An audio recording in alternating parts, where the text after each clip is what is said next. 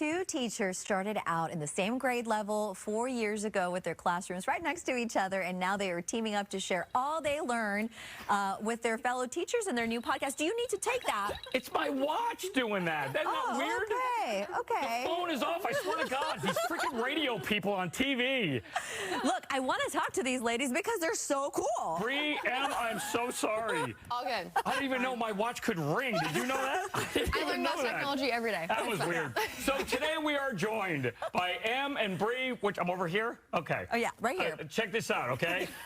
They're the hosts of Running Late with Em and Bri. They got their podcast. Welcome to the show. How are you guys? We're so awesome. Thank you for having us. All right, so you have to talk to us about what inspired you to create this podcast. Yeah. I mean, really, it was Bri's dream to start. I think I've always had a dream of like having a place to talk and have people to listen to me and relate to and really create a community. When I was going to school to become a teacher, I was really craving that. I love podcasts and listening to anything related to teaching. And so I really wanted to create something that I felt like especially young teachers could relate to. Wonderful. Yeah. When you guys first started doing it, did you already have equipment at home? Bri? No. No? No. Because of Dad? No, my boyfriend just has a really nice microphone, and so I was like, I think I'm going to use this every week. Thank you. Yeah. Nice. No, it just started, we were just talking, like she just told me that she wanted to do this, and I was like, all right, I'm in. And we have conversations all the time, just talking about our teaching practice and learning from each other, so we thought other people could learn from it as well. Yeah. What have you learned since the beginning that you're like, oh, wow, okay, this is like the information that you're passing along that then becomes what people are more focused on? Yeah, I feel like we've learned about ourselves. It's a very reflective time. I think we're both reflective people, and we always want to improve our practice. So I think just having that space to talk about a lesson and be like, oh, maybe it didn't go well because of this, or maybe it went well because of this that we tried, and we can learn from each other's mistakes as well, which we love doing. I have to say, I mean, I have family that are teachers, and my husband was a teacher for a long time. Awesome. Yeah, but Bender. For the love of God. Take my phone and my watch. I don't know why. I can't get it to turn off. But while we're talking about this, I have to say that I think it's really interesting that we are exploring new ways of developing the teaching practice, because I do remember that way back when I'd hear, oh, those teacher development days, they're kind of tough to get through sometimes. Do you think this is kind of where we're going in terms of expanding the teaching practice? Oh, I love that. I hope so. I feel like every time we have any sort of training, it gets better and better too, and more involved with technology and using other resources and learning from each other too. Yeah. As a teacher, teachers, how do you stay sane? We have to try really hard.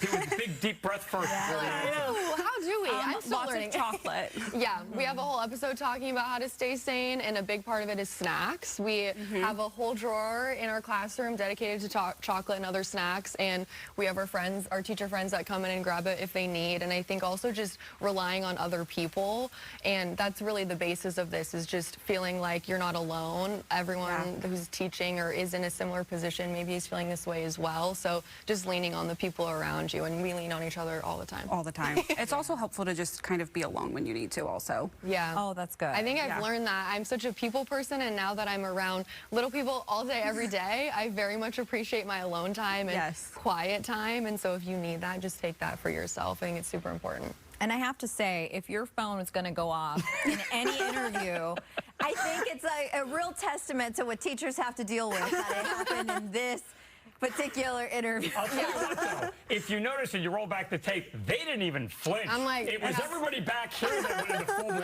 panic. Yeah, I know. We're used to getting interrupted all day, every day in various ways. Yeah. And speaking of that, are there any particular moments that stand out to you from the past 4 years that really made an impact on you and helped you grow as an educator? Yeah. I think really it's just all the little moments, like just seeing them every day and seeing how they grow every day, and Yeah, and grow intellectually and also like socially and emotionally as well. I think that's the coolest growth for me to see, especially students who are really, really shy at the beginning of the year. I've had students who, at Meet the Teacher, they're literally almost in tears if you just look at them. They're just so shy. Yeah. And so seeing them have friendships and be really social and raise their hand in class and share their ideas and really get involved, it's the coolest feeling. And then come back to you the next year because they like loved you. Oh, yeah, I've had students, especially some that are really anxious in certain subject areas, come back years later and bring me their tests and show me how well they did, and just that feeling of them wanting to share that with me is unreal. It's super cool. Yeah. Let's stick with the students specifically for just a second. You guys, you highlight and feature some quotes from your students. Not to put you on the spot, but you have a few top of your head, like your favorites that you've done so far? I always say, too, I wish someone was following me around every day, like writing what they say, because I can't even remember it all. It's wild. It's hysterical. I think one time, though, my favorite is I had a student, we were drawing, it was like before summer, and they were just drawing crabs, like on a beach, and one student just shouts out, crabs don't have six-packs, unfortunately. Unfortunately. It's the unfortunately that got me. My students also, they hype me up so much. Like, they make me feel like a superstar sometimes. I come in, they're like, Miss Furness, you look incredible, you know? But then sometimes not so much. And one time a student, they'll tell you. They are open. A student was like, wow, you really look like a toddler today. And getting dressed today, I was looking at quotes and I was like, oh my gosh, I do kind of look like a toddler. They're pretty right. They can roast you pretty well, but it's all fun. And we should ask, what ages are you teaching right now? Third grade. Yeah, I've been teaching third grade, and then I'm going to move up to 4th or 5th this year. So I'm super excited. Awesome. Yeah. So I do have to know, I mean, I think we all, especially early in our careers, you know, we have missteps. Is there anything that you guys did that you said, okay, this is a real learning opportunity for me? Yeah. I think the biggest thing for me, especially my first year, is just knowing what my expectations are and then holding students to those expectations. It feels kind of soul crushing to be like, you need to fix that. You need to go redo that whole thing. But it's setting the expectations because we want them to do as well as they possibly can, so we need to set the bar high, and it's hard to learn. I feel like something I also learned a lot from was the power of no. I think my first year I was really trying to be too buddy-buddy with them, and so yeah, I think having those expectations, holding them to it, and that's okay because we want them to be as smart and amazing as they can be. Yeah. You agree? Yeah. Yeah, absolutely. What's the biggest piece of advice that you could give somebody who's thinking of themselves, whether they're in high school right now or in college right now, and they're looking to become a teacher? Is it stick with the younger kids, go to the older kids? Like, would you even consider moving out of the 3rd, 4th, and 5th grade? Oh, you would? Okay. Oh, totally. I could see myself moving up and teaching middle school, maybe even high school one day. I think, just never say never. Be open to all the grade levels, and if you have opportunities to see all kinds of grade levels, definitely do that. And I think early in your career, if you can move around a little bit too, that's awesome.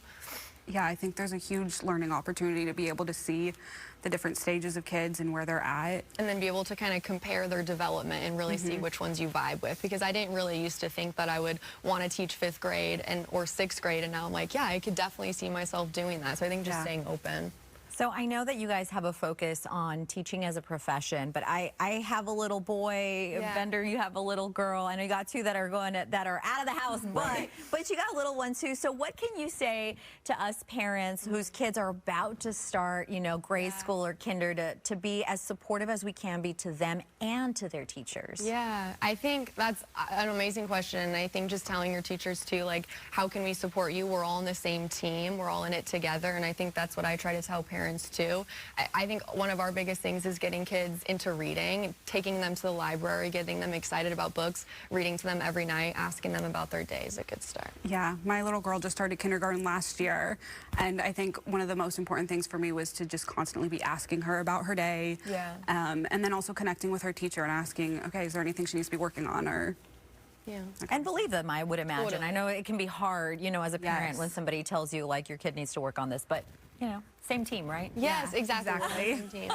Well, Emma and Bri, thank you so much for joining us today. And Ian, your kid's awesome. Absolutely. We posted more info on their podcast. Very cool podcast. It's up on our website, box13seattle.com/Studio13Live. How about that? Yeah.